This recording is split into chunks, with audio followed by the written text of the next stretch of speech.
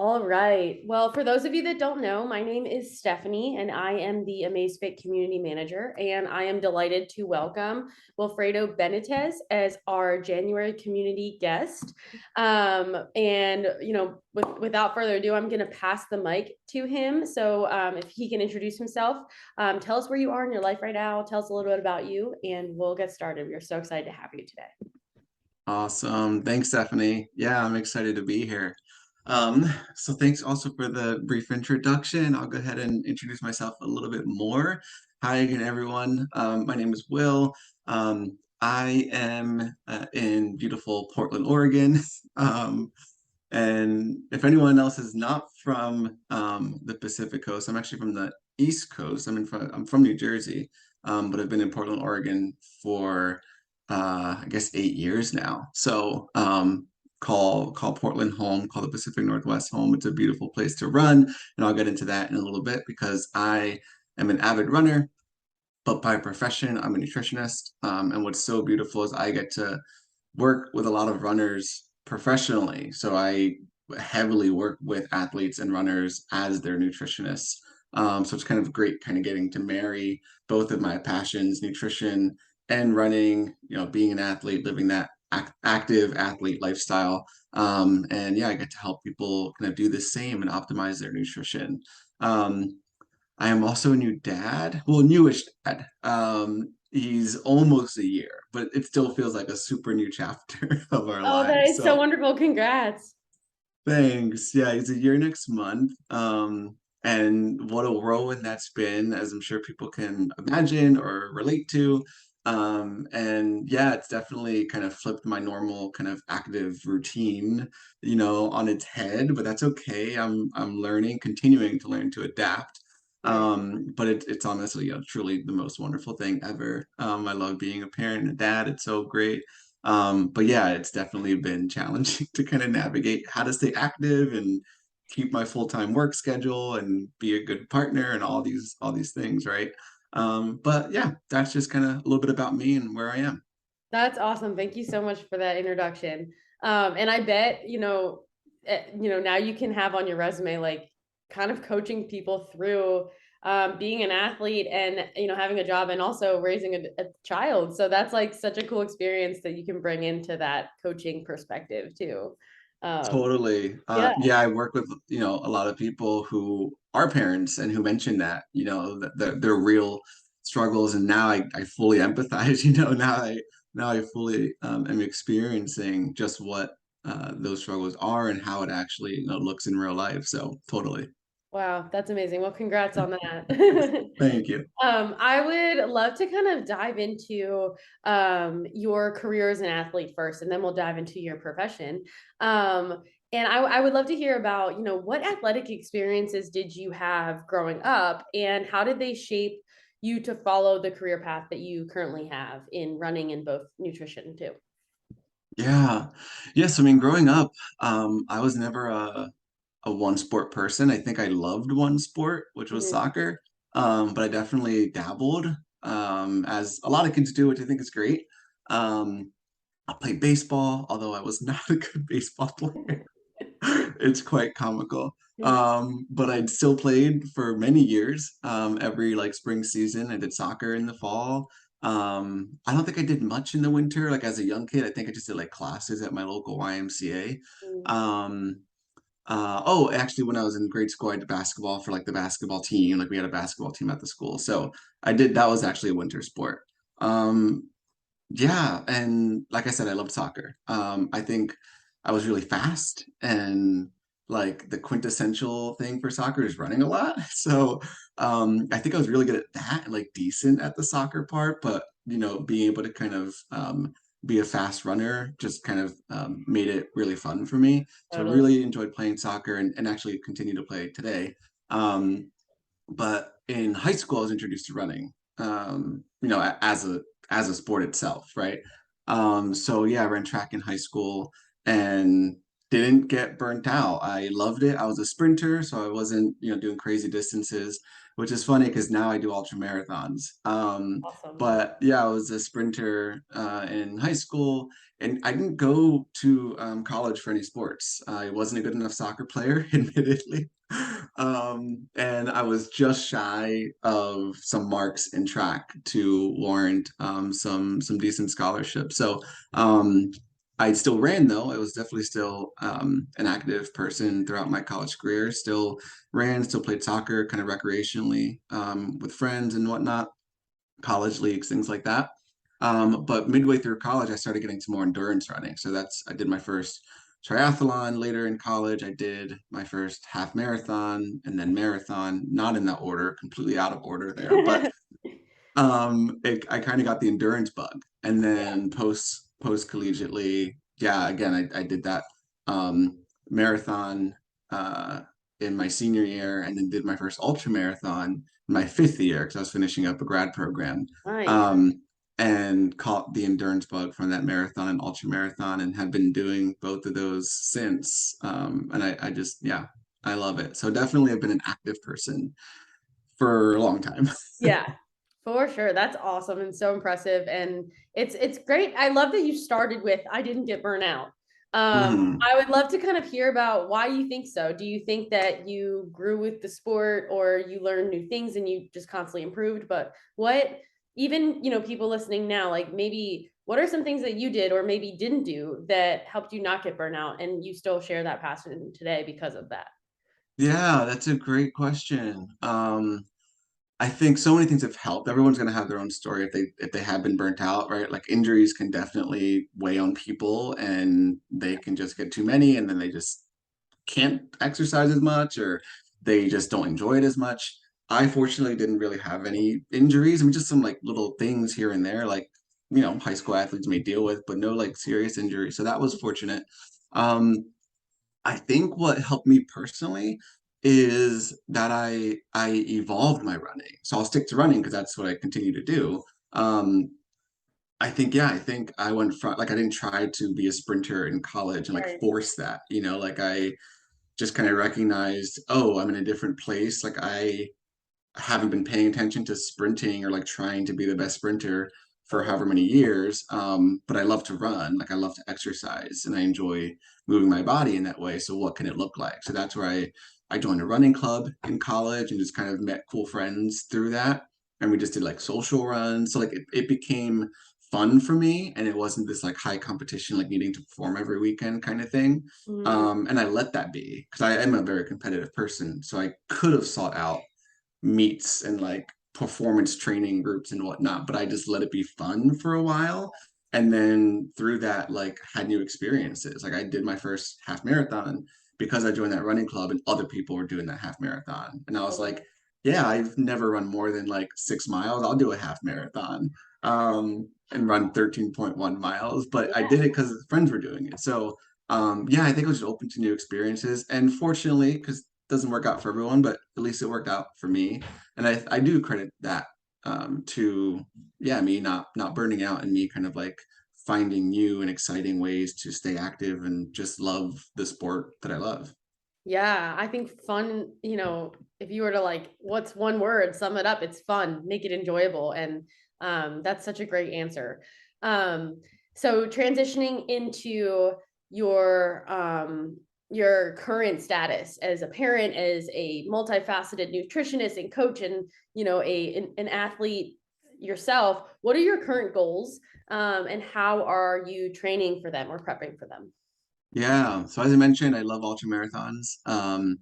It has been an interesting time as a new parent, like you reminded everyone, in trying to train for for an ultra marathon because as you can imagine it's so an ultra marathon, maybe I'll explain that. An ultra marathon is anything officially above or more than the standard marathon distance, 26.2 miles. Mm, And usually the ultra marathon like races kind of start at 50K, so somewhere around 30, 31 miles. I always kind of yes. confuse that. um and yeah, last year was just nuts for training. Running takes up a lot of time. Any activity takes up a lot of time. And just as a new parent, I just had less time to give. So I actually had like two um ultra races that I was signed up for, and just like I had to pull out. I was like, I Yeah. am going to injure myself if I go out there as unprepared as I am. Just because, again, new parent. Right. But new year, gotten into a better routine. I have a 50K signed up that I signed up for in April. So we're really Awesome. excited about that race, and it's local to Oregon. So I'll be doing that and definitely committing to that. And then I would love to do a 50 miler, which I've done before, later, like this summer, June or so. Mhm. And then beyond that, I'm just gonna wait and see what happens. Yeah. I have aspirations for sure. I've had them for a while. So I've done the 100K distance before, which is over 60 miles, like 62 point something. But it's been a while, and I would love to do another one of those in 2024. And I Nice. would also love to do my first 100 miler in 2024. Oh my gosh. I've Amazing. been wanting to do that for honestly probably like 5 years, and there's been some reason, Right. legitimate reason, why I just never followed through and actually did it. As you can imagine, it takes up a lot of training, a lot of Mhm. time. So I think in 2024, I'll be able to commit more time to this kind of stuff. But for this year, I do have goals. And just to stay active and healthy. Honestly, Yeah. I love to run. So I would hate to push the envelope too much, and like injure myself or get burnt out or something like that. So yes, I want to train. I'm diligent about my training, but at the same time, I recognize that I have reserves, and I want to make sure that I don't, burn myself out. Absolutely. I love that you have kind of short-term and long-term goals set, and every time you get closer, it's a win. You can't really go wrong as Hmm. long as like forward is a pace is one of my favorite sayings, because it's like, you could set these goals for yourself, but as long as you're moving forward, that's a win in my book, and that's a moment of growth. So I love that you have your goals, and we would love, when the race day comes around or afterwards, if you updated us in the community on how it went, because we'll be cheering you on. That's awesome. Yeah, awesome. I appreciate that. I love that, and I love that. Forward is what? How did you say it? I say Forward is forward is a pace. forward So is a like, pace. Yeah. yeah, like, as long as you're moving, you're doing it. That is Yep. it counts. I love that. Yeah, it's kind of like, for running, it's like even those who finish last still finish, right? Like you still Yeah. covered that same distance. So I love that. Cool. Well, thanks for sharing your goals and a little bit about your athletic background. I would love to dive into your professional background, which is how we connected. I actually found you through a friend, Rachel Zelinskis from Yoder Performance. And so you are the head nutritionist at OnPace Wellness. Tell us a little bit about OnPace and what is your motivation in starting it and being the head nutritionist there? Yeah, yeah. So I wanted to do nutrition differently. Like I wanted to be a different kind of um nutritionist, performance nutritionist specifically. Um and I wanted to kind of, and I don't know if I could have used these words back then, but I've since learned different words to kind of Yeah. capture what it was that I envisioned. Um, I wanted to marry like performance nutrition, like working with athletes or just active people, right? Whether or not you call yourself an athlete or not, but I wanted to work with active people or those who wanted to embrace the active lifestyle. Um, and kind of approach it in this like holistic way. So at the time, like holistic healthcare, holistic wellness, that holistic keyword term, Right. you know, phrase, insert whatever afterwards was like really kind of catching fire. And I fully embraced what it was about. Like, okay, yeah, whole body, like treat the whole person, like don't just look at one thing or one symptom. I loved that. But I was like, I want to do that for athletes, and I wasn't seeing both of those come together. But I was definitely like passionate about both. And I was like, okay, I'm going to do that. I'm going to be a performance nutritionist who treats an athlete for their performance and optimizes their nutrition or helps them to optimize their nutrition to get them to perform better. But I'm going to do it in a way that respects that they're a person first, Mhm. and treat their whole body to make sure that they have good health, and longevity in what they're doing, right? Yeah. And not just for them like in this moment for however many months that I'm working with them officially. Um, and so yeah, and I guess, you know, I was also inspired to enter into the nutrition field just because I have come from a family of a lot of various illnesses, and I kind of grew up around that literally my whole entire life. Lost family members just way too young to lifestyle, you know, and preventable diseases. And I think that very much influenced like what I thought about like exercise, which probably is part of why I've chosen to commit myself to healthy exercise since Yeah. a young person. And then also food. And even, you know, I went to college and I ate like a college kid, but in the back of my mind, I was always like, but I'm also going to eat like all these vegetables and I'm going to like, you know, try and stay hydrated. Like I had all these like other healthy nutrition elements to it. And then of course, you know, that took fire post collegiate life. But definitely was influenced by just like sickness being too part of my life and wanting to kind of make sure that people um stay well, and for me like food was the way to do that. So it's definitely like this performance element, and then also this like I also want to help people feel good and disease free and all that kind of good stuff. And yeah, nutrition was just and is just my passion, my vehicle for doing that. Yeah, But that's such a on great answer.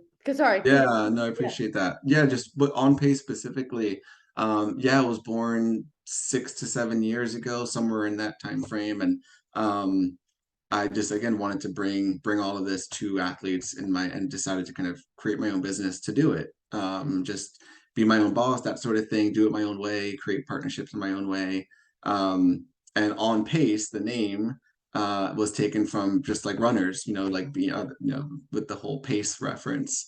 So I was like, how can I, you know, kind of bring in some kind of terminology from the running world, which again is my passion Yeah. into this. So that's where I kept On Pace. You know, we do nutrition at the pace that's right for our client. So yeah, just thought I'd mention that. I love that so much. And I really, personally, like this is a selfish comment, I like really value the holistic health world and looking at things holistically because I think a lot of times we forget that athletes are people and multifaceted and have other things going on in their life, whether that, whether we know it or not. And Hmm. eating and nutrition can be looked many different ways for a lot of people. So recognizing that and recognizing that bio individuality in each of your athletes is so amazing that you do that and kind of created that vision for yourself. Um, so like, okay, so on your website bio, I was digging into your website. I thought it was awesome. Hmm. You have some great testimonials. In that bio, you share, quote, figuring out the nutritional approach that works best for me has been quite a journey, one that I'm still learning from. So I would love to hear, can you, tell us a bit more about that and how you use your own experience to, in your own practice to reference what to do and suggest to your athletes.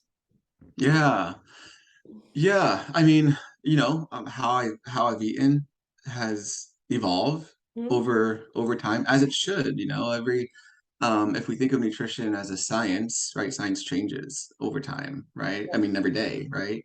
Um, and so just thinking of it like that, like, yeah, our bodies are changing, the way that food is produced is changing. Like, what I try to do is listen and stay informed, not just like to like what's happening in the science world, but also like what's happening with my body. Like, what is my body telling me about what my needs are, about how I'm reacting to foods, how I'm responding to foods. If I'm not like having this like, you know, physiological reaction, just like, am I Mhm. enjoying that food? Yeah. Is it making me feel good? Is it making me more stressed out? And like that. And then where's that coming from? You know, like I've I just think about food a lot and think about the relationship with food a lot. Not, I don't think in a healthy way, just as a way to just make sure, because I care, you know, I care about it and I care about my health and I care about um, the lifestyle I want to live. And so for me, what I was kind of going with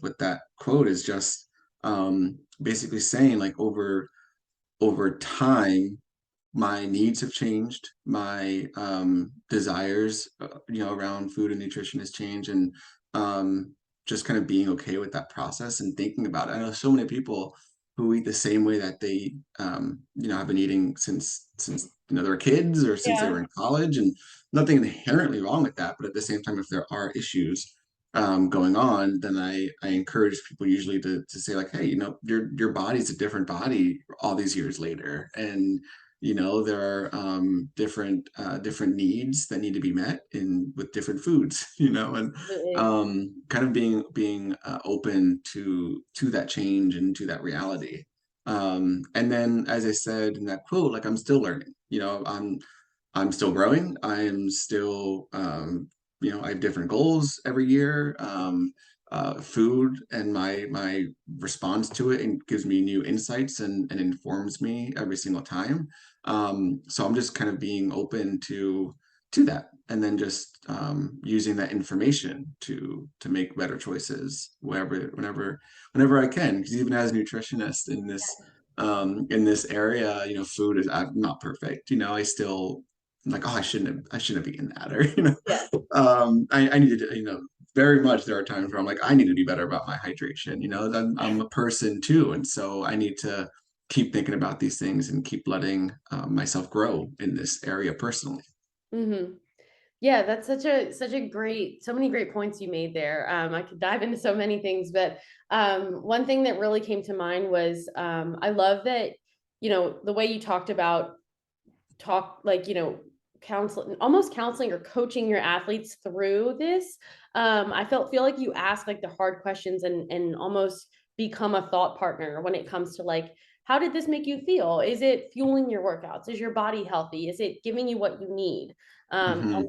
On the most surface level way. And I think that is so interesting. And so many nutritionists and, even doctors don't have the time or resources to coach somebody through a change, a lifestyle change. And I think seeing that holistically is so wonderful that you do that.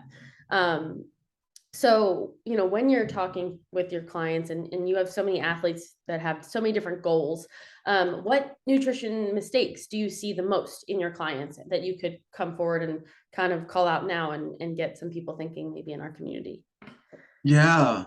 Like I said, I work with a lot of active people. And what I often I mean, I see a lot of things regularly, Yeah. but one thing I'll call out, and I'll try and think of another one as I'm talking, multitask, if you will, is I have a lot of athletes who don't kind of like differentiate their nutrition throughout their training. Mm, So maybe that doesn't apply to everyone, but if you have some athletes here who are training for something, whatever that may be, um, I have people who will eat the same way when they're not doing anything, kind of taking a break, or even maybe injured.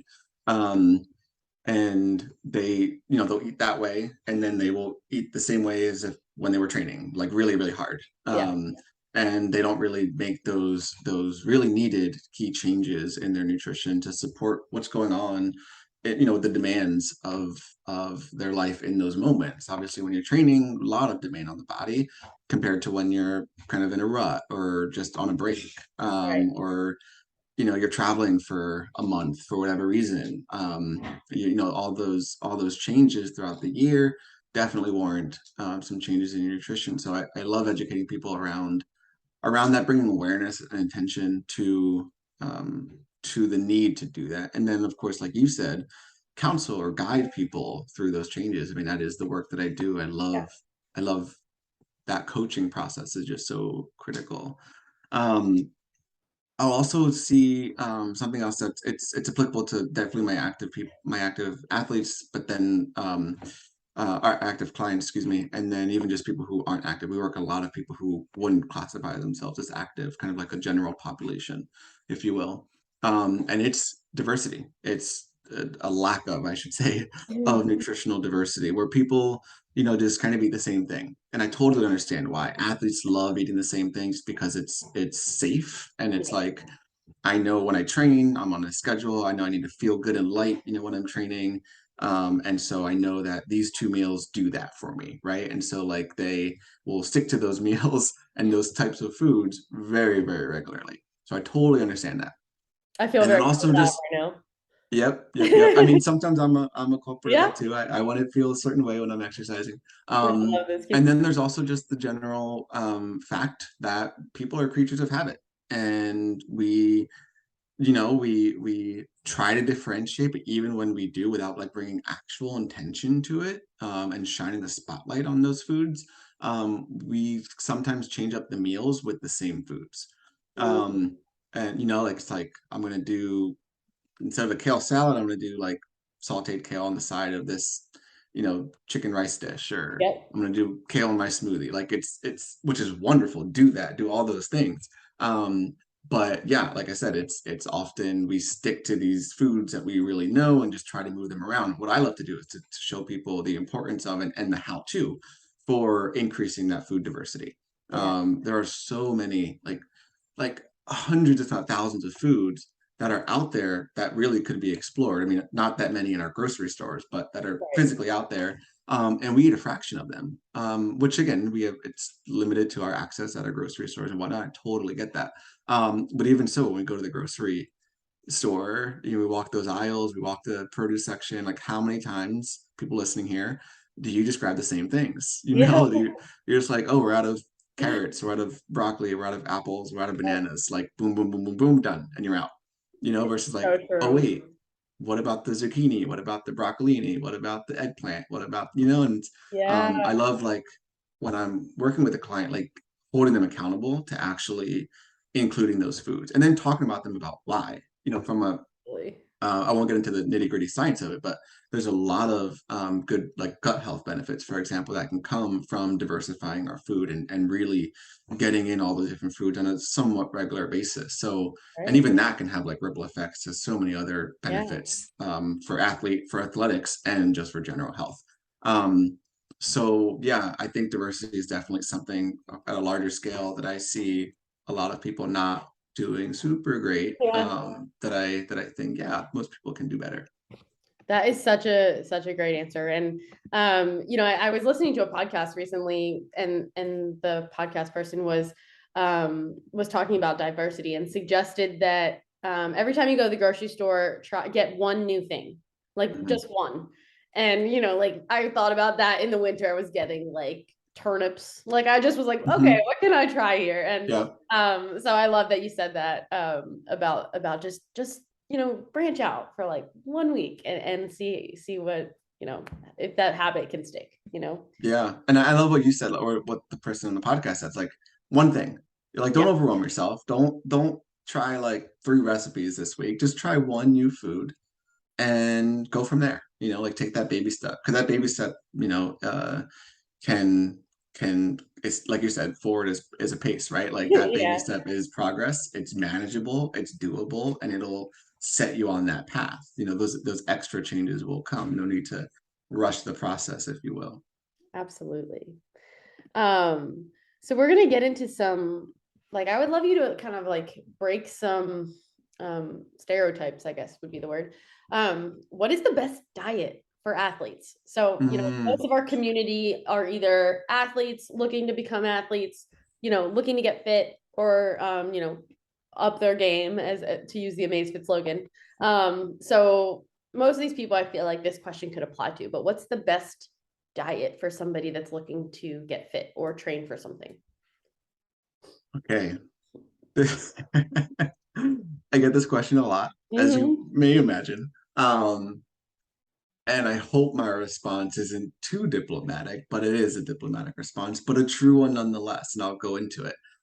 The best diet for an athlete, for anyone, is the one that works. Mm. Yeah. And I know people are like, oh, really? Like no, not him too. You know? But here's the thing. And we all see the social media posts, we all read the blogs, we all hear it on the podcasts. Like, the pendulum swings, right? Every 10 years or so, this is gonna be um the best, and then 10 years later, no, it's the opposite, right? Or you've got 100,000 people saying that they feel best when they do this, and then you've got another 100,000 people who respond to that and say, well, no, I feel best when I do that.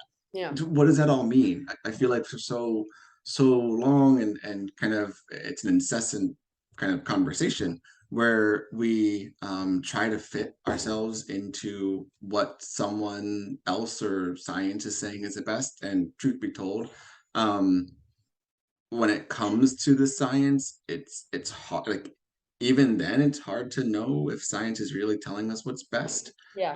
Science is giving us a lot of information, um, but I don't know if if we're at a place where it's saying that this one diet or way of eating is the exact best for every single person.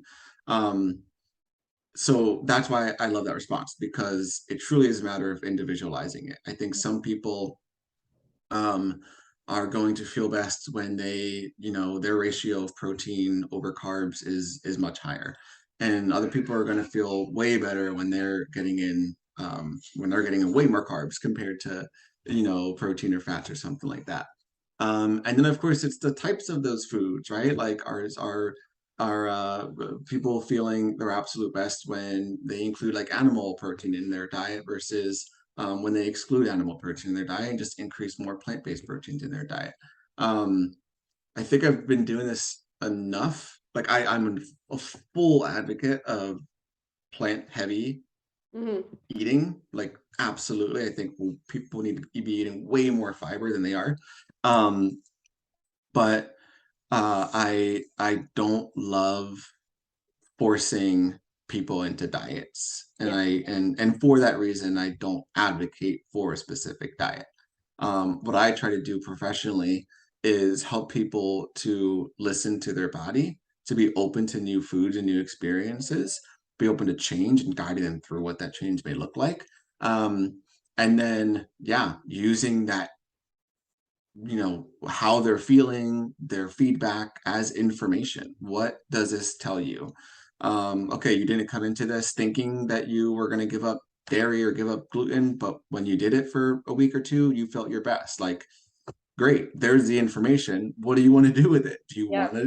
Do you want to stick with that, or do you want to go back? And I don't force anything. I just guide people to those points and then let them make that decision, and then guide them from there on out. So yeah, it's hard to give people what the answer they want to hear, you Yeah. know. But I truly believe individualizing nutrition for one's needs, and again, those needs are literally always changing, is the answer. I think that that's the best way of doing it, and giving people the tools, empowering people to know how to make changes along the way, know how that before they were pregnant, what to do when they are, what to do postpartum, or when they weren't super active, but all of a sudden they want to lace up, or they want to join the gym and get a membership. Okay, what's that going to be for your body, those new needs, and how are you going to meet that? So I love kind of giving people the tools and the wherewithal to one, recognize that those changes exist and they need to match those changes, and then two, how that looks. Yeah. Yeah. And I'm sure so many clients benefit from this. And like just he listening to you now, I almost feel like you're like triggering this, like me, these like thought processes of like being more intuitive, like, oh, was I bloated after lunch, or like how did I feel if I ate before or after my run, and like things like that, that no one asked me that typically, Mhm. like in a day, right? And it's so easy to just go through the motions of like, okay, breakfast is oatmeal, that's easy because I do that every single day. And Mhm. like, you can see how you fall into those patterns, but is that really optimizing your sport or your body or your energy levels for sleeping better, whatever it is? Mhm. You don't know until you try. And it's so cool that you kind of are there to be the guide and like the thought partner for people that are looking to make changes towards better health. And I'm sure that's so Yeah. rewarding. Yeah. And I love you. This is the second time I think you used thought partner, and I love that. I love coach, guide, thought partner. Yeah. I think that's a new one for me. I love thought partner. Um, I'll say this one thing real quick. Like I just thought of this like super specific thing. I Yeah. work with a lot of runners, right? I'm a runner myself, and there's this like larger conversation around like, should I be using fat as fuel? Should I be using, should be more fat adapted? Or, are carbs best for me? I mean, generally speaking, carbs are the most readily available, and the body's used to using that as energy, just much more rapidly. But that being said, you can start to use fat much more efficiently than we do. Um, and what I often there's many little conversations that will happen. It's all nuanced for the individual. But generally speaking, what I love telling people is experiment, Right. try and let's adjust those foods, that nutritional ratios in your diet, and let's see how you feel, right? Let's have you go for a run when you have toast and a banana, and then let's have you go for that same run when you don't eat anything, or when you just have half an avocado or something like that. Let's just see how your body feels. I love telling people to just kind of like in within safety parameters, experience this on your own, because only you and your experiences give us the most accurate information. Yeah. I can only tell you what is out there, or what like I personally experience myself or with other clients, but I just love when people self experiment, maybe with some guidance, um and use that information and insight to build new experiences. Yeah. Yeah. And I'm sure, finding that data on yourself is like such a celebration. I'm like with your clients, because you realize, they're learning to understand their own body with the help of you, and getting them towards their goals. And I'm sure that's such a wonderful process. Do you work Hmm. with athletes, like, you know, like consistently, or does anyone ever come on and be like, I have this goal, I want to run a marathon at the end of the year, can you get me there? And Yeah, yeah, what yeah. does that look like for kind of, not like lifetime sustainability, things like that? Yeah, I definitely have worked with people for a number of years, just athletes at different levels. Like I definitely have some elite level athletes who I've been working with for a number of years. We just keep coming back to each other every training cycle, that sort of thing. And then I have some people who I only work with for a few months. And it could be for a variety of reasons. Some of it's financial, just their commitment, what they're able to stick with. And then others, it's, they had that half marathon that they signed up for in the spring, and they wanted to optimize their nutrition and have a better race than last year, and they did it, and they're going to press pause and reassess, or they felt really good and they just feel happy, and we call it. Yeah. So it just depends. It depends on what one's goals are. It depends on how we're progressing towards that. If a lot of people, it's more lifestyle. Yes, they have like specific things, but they also know that they want this to be sustained, and they know that just a few months isn't really going to set them on a pattern of lifelong improved outcomes. And those kind of people are open to, and I love it, open to a longer commitment. So it really does vary. It really depends on the individual, and the individual, and then on those individuals' goals. Yeah. But I love the long-term commitments, as you say, with a coach and a thought partner. Yeah. It's a relationship, and I love building those relationships, and getting people who are like super committed to, if they know deep down, like, no, I need a lot of help, like we're there, like we are there to provide the help for as long as they need it. That's awesome.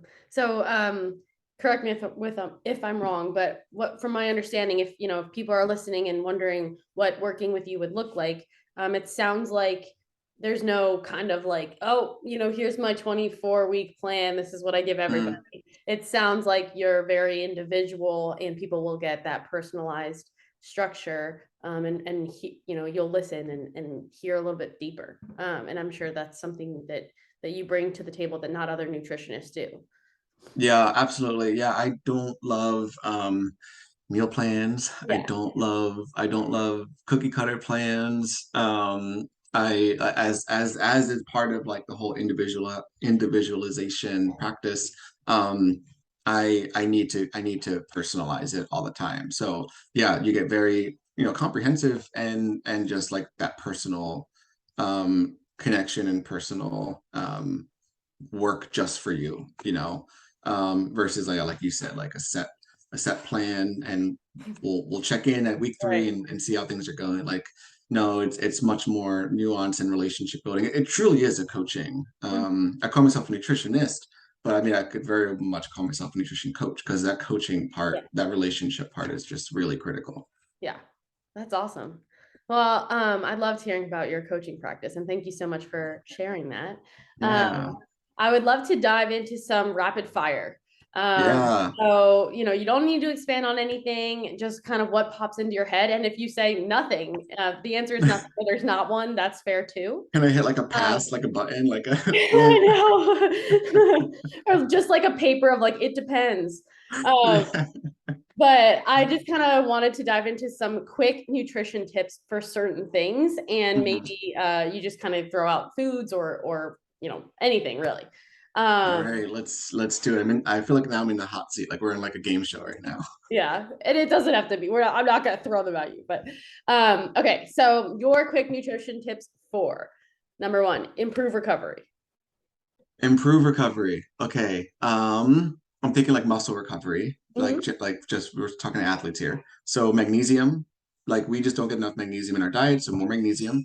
And work with someone to figure out what that is. And protein. Nice. If you're dealing with like muscle soreness, you just don't seem to have that recovery down, could be that you need more protein. Or timing it, like maybe protein before bed, protein right after working out, maybe even protein before working out, especially for Mm, my female athletes out there, especially those who are middle-aged female athletes. Sometimes protein before working out can be super helpful too. So magnesium, protein. awesome. Love those answers. Okay, increase your energy throughout the day. So rapid nutrition tips for that. Yeah, increasing energy, get enough calories Yeah. from good quality foods, not just refined sugars and things like that.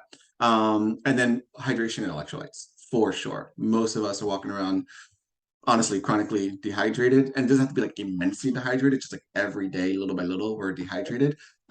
So better hydration, drink more water, but also add more electrolytes in. You don't have to be in the summer dead of heat to need and benefit from electrolytes. So drink more water and few times a week get in some electrolytes. Yeah. Do you ever just say salt your food? Like add more salt to your food? Definitely, if you're not dealing with any reason why you shouldn't be adding more salt to your food, Yeah. totally add salt to your food. But electrolyte like products, Mm, tablets, powders, etc., yeah. that are out there, will have the sodium, but also magnesium, potassium, calcium, Right. things like that. So, yeah, salt your food if you're still not feeling Okay. super energized. Yeah, grab a electrolyte product. Nice. Okay, quick tip for to know if you're eating too much or too little. Too much or too little? Okay, too much, obviously feeling full. You just got that like bloated feeling or just a heaviness feeling. Maybe especially if at dinner time or sorry, nighttime, if you're having struggling to fall asleep. Yep. It could be that your dinner is just too large, so you might be eating too much then. Um, if it's too little, look at hunger, sleep, and mood. If you Mhm. are just thinking about food all day long or just like really hungry, your satiety levels are never really there, could be that you're eating too little. If you're having sleep issues, it could be that you're eating too much, or it can be that you're eating too little. And then if you're irritable, like if you're just finding yourself irritable at certain times of the day, or even if it's just like 3 days out of the week, it can be that on the days before or days of you're eating too little. So definitely hunger, sleep, mood can tell you a lot about if your energy needs are being met. Yeah. Um, yeah, I'll leave it there. Nice.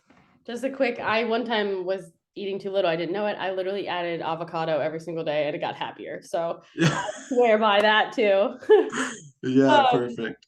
all right, quick tip for pre-race, intra-race, and post-race nutrition, or just anything, fuel. Yeah, okay. Pre-race, intra-race, post-race. Okay, so and we're thinking race here, so we're saying competition. There's so many I can give. I will do this. Wake up early enough to eat a meal. Mm, Depending on your sport of choice, probably going to be a carby meal. Um, and because you're waking up early enough to digest that properly, consider topping off. So what topping off is kind of depends, but maybe around like 30 to 20 minutes before your event start is you're gonna top off with some more carbs. So that could be a sports nutrition product like a bar or gel or chew or something like that, or even like a powder. Um, or it can be something with protein and such. Again, it depends on your sport. But yeah, wake up early enough, digest your kind of larger meal, and then consider topping off to give you some extra energy for the beginning portion of your race. Moving on to the race itself, intra race, fuel, like actually fuel, like have a plan. Actually, I'll do that. Have a plan, because so many people will bring their fuel in a bag or pack, or they will say, I'm gonna take a break and grab it whenever I need it. Again, I'm just thinking like full array of what Yeah. events may be out there. But I think if you have an actual plan and you even time it, like at this minute mark or every, like intervals, every 30 minutes, build some sort of plan around it, and you're more likely to actually stick to it and then thus benefit from it. So have a plan and actually fuel.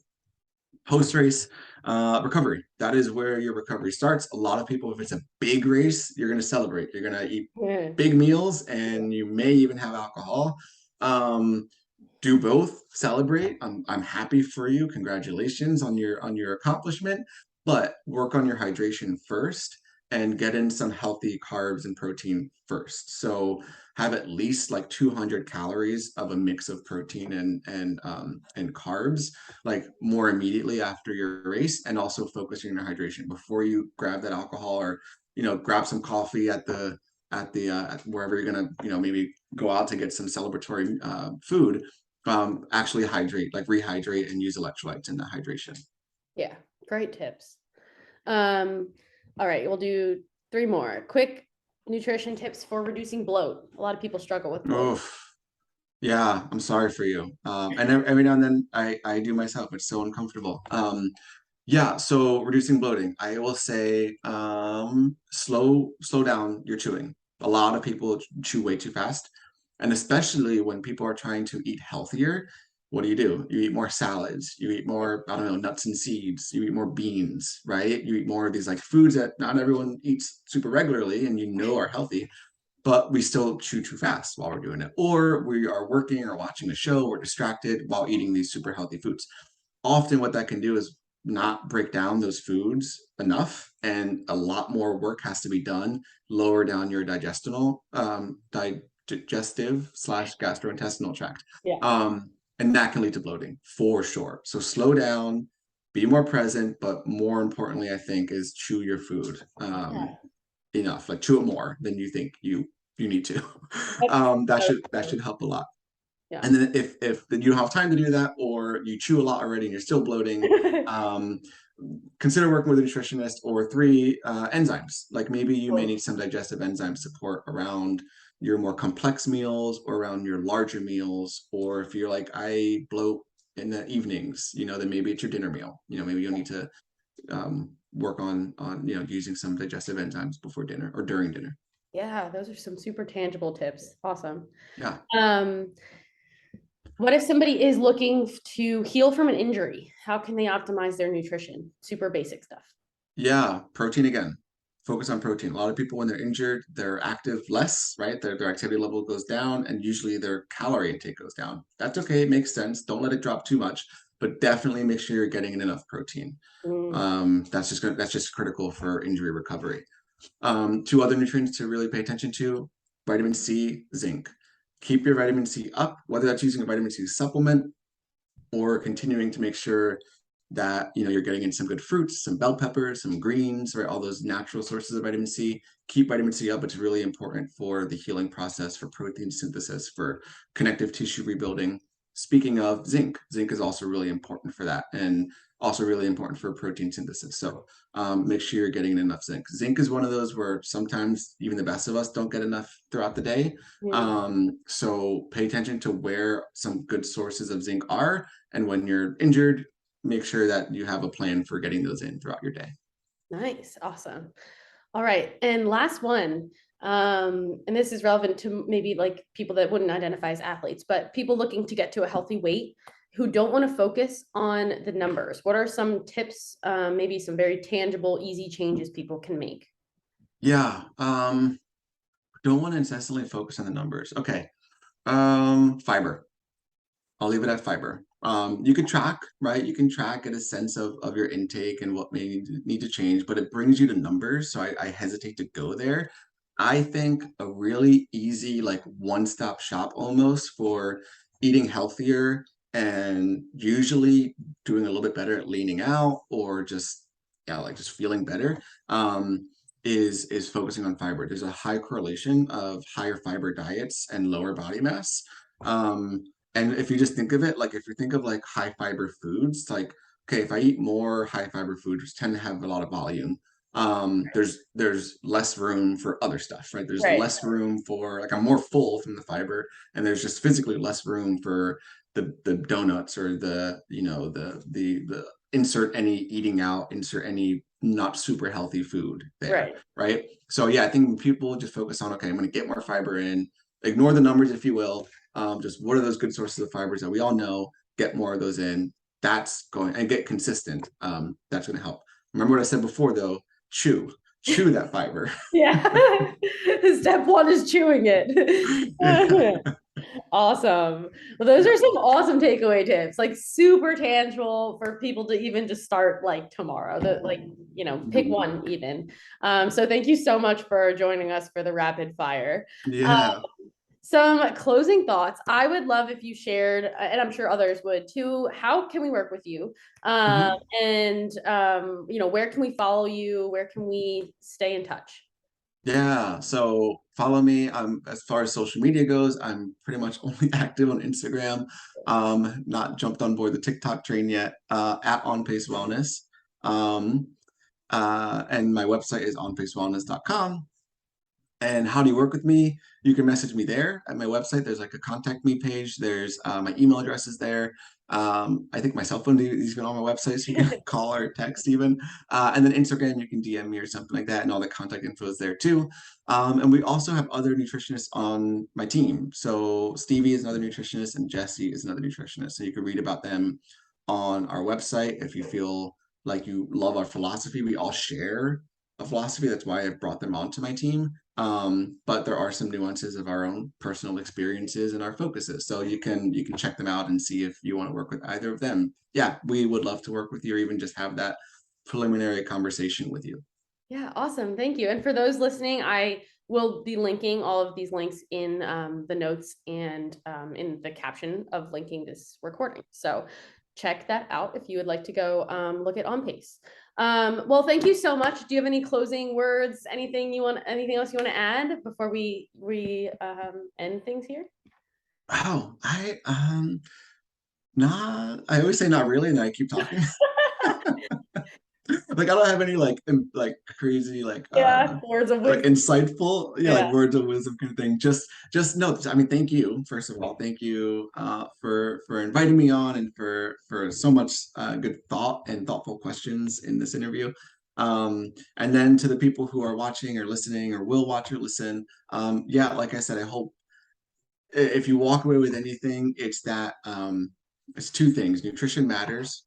Like really your food does matter and it can impact so many things in your life. Like we know it's connected to inflammation, we know it's connected to disease, we know it's connected to better sleep, we know it's connected to mood and hormones. Like it has such like an immense amount of ripple effects and like like arms and everything, tentacles if you will, and in all these different areas of health and wellness. So it matters. I'll leave that there. And then two, I hope that you feel empowered to do, like you said, Stephanie, like take one thing that you heard, one little nugget that you kind of remember at the end of this, and just work on that. Like whatever was like, oh, that you wrote down, or like, oh, I can do that. Do that. Just do that one thing, and hopefully it sets you on the journey, on a vibrant journey of just taking your nutrition and your health into your own hands and making a positive change one step at a time, one day at a time.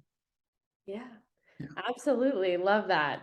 Well, it has been such a pleasure having you as our January community guest. We hope you stay in touch. We can't wait to follow along with you. And I hope you have a wonderful rest of your week. Yeah. Thank you so much. Thank you You're all. very And you have welcome. a great week as well. Awesome. All Bye. right. Bye.